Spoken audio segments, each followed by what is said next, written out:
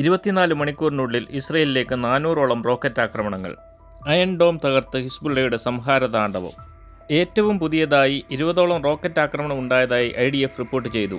ചില റോക്കറ്റുകൾ തങ്ങൾ തകർത്തുവെന്നും എന്നാൽ ചിലത് ഇസ്രയേലിനുള്ളിൽ പതിച്ച് കെട്ടിടങ്ങൾക്ക് കേടുപാട് സംഭവിച്ചതായും ഇസ്രയേൽ അറിയിച്ചു.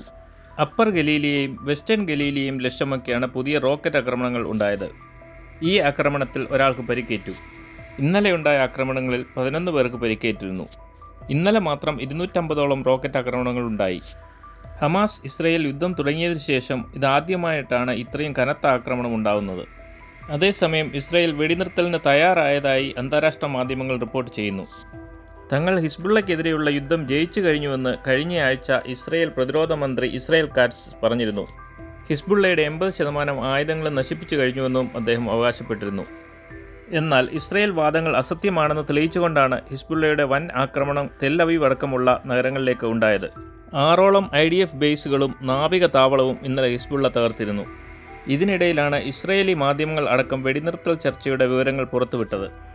വെടിനിർത്തൽ ധാരണയിൽ മെയിനായുള്ളത് 3 കാര്യങ്ങളാണ്. 1. ഹിസ്ബുള്ള ലിത്താനി നദിയുടെ വടക്ക് ഭാഗത്ത് മാറി നിലയുറപ്പിക്കണം. 2. ഇസ്രയേൽ സൈന്യം പൂർണ്ണമായി സദേൺ ലെബനനിൽ നിന്നും പിന്മാറണം. 3. ഇസ്രയേലും ലെബനോനും തമ്മിലുള്ള അതിർത്തി പ്രശ്നം ചർച്ചയിലൂടെ പരിഹരിക്കണം. ഹിസ്ബുള്ള വെടിനിർത്തൽ ലംഘിച്ചാൽ അമേരിക്കയുടെ ഇടപെടലുണ്ടാവണം.